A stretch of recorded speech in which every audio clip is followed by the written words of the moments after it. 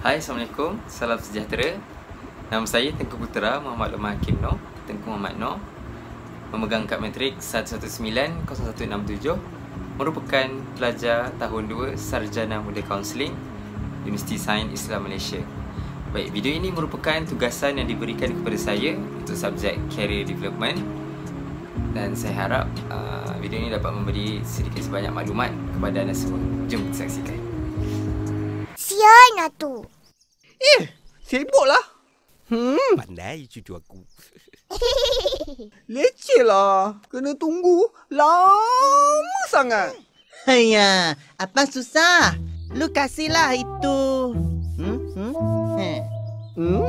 Duit. Ha, betul-betul. Baru kerja boleh cepat jalan, Ma. Jangan tu. Itu rasuah. Nanti Atuk kena tangkap, masuk penjara. Alright, okay. Jadi macam video yang korang dah tengok tadi, kita akan bincangkan tentang rasuah. Yang pertama, apa itu rasuah? Rasuah ini merupakan kata pinjaman daripada bahasa Arab, iaitu rashwah, yang membawa maksud sogokan atau pujukan. Ibnu Kathir menterjemahkan rashwah ini merupakan sesuatu yang menghubungkan antara hajat dan juga keperluan dengan cara sogokan ataupun pujukan. SPRM pula menggariskan maksud rasuah ini kepada pemberian ataupun penerimaan dalam bentuk upah ataupun pemberian daripada seorang individu kepada individu yang lain dengan tujuan memenuhi segala apa yang mereka inginkan, menerusi seseorang itu melakukan atau tidak melakukan perkara yang berkaitan dengan tugas rasmi. Seterusnya, apakah sektor ataupun golongan yang terlibat dengan rasuah ini? Saya gariskan ataupun saya highlight 3, iaitu yang pertama sektor politik, yang kedua ekonomi, dan yang terakhir adalah keselamatan. Apabila kita cakap pasal politik, semestinya mereka-mereka yang inginkan jawatan tinggi dalam kerajaan, mereka terlibat dengan rasuah, iaitu rasuah dalam bentuk memberi bantuan kepada rakyat. Contoh, apa keperluan rakyat sebelum pengundian. Jadi bila mereka buat perkara yang baik-baik, perkara yang function ni, rakyat akan lebih undi dia. Jadi rasuah di situ barang-barang keperluan dengan undi, pertukaran dia undi. Maksudnya dia bagi upah dekat rakyat dengan balasan dia dapat undian. Macam itu. Itu daripada sektor politik.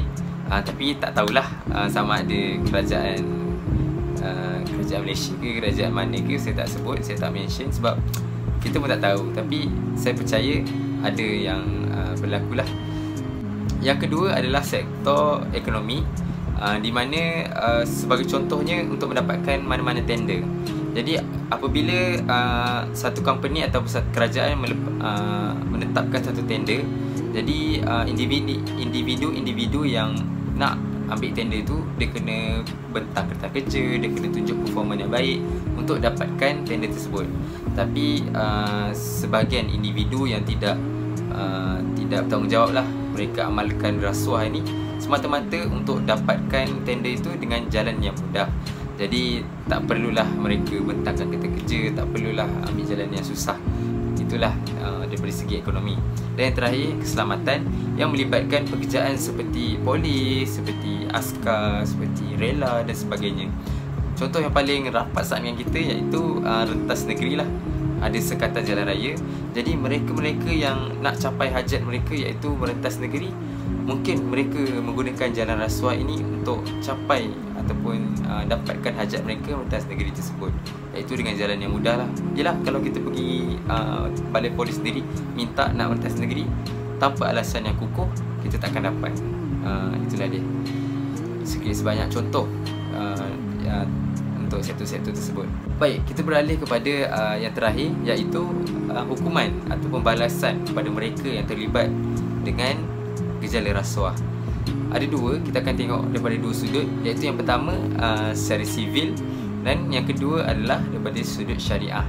Baik, yang pertama sivil, Akta 24 Pencegah Rasuah Malaysia menyatakan bahawa sesiapa yang terlibat dengan rasuah ni dan kantoi lah kan. Kalau tak kantoi tak kena denda.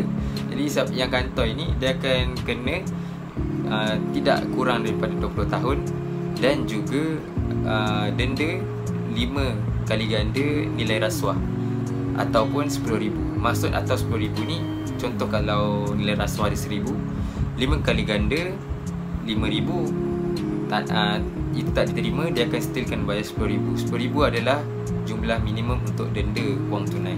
Yang kedua adalah daripada sudut syariah. Tidak ada nas dalam Al-Quran ataupun hadis yang menyatakan bahawa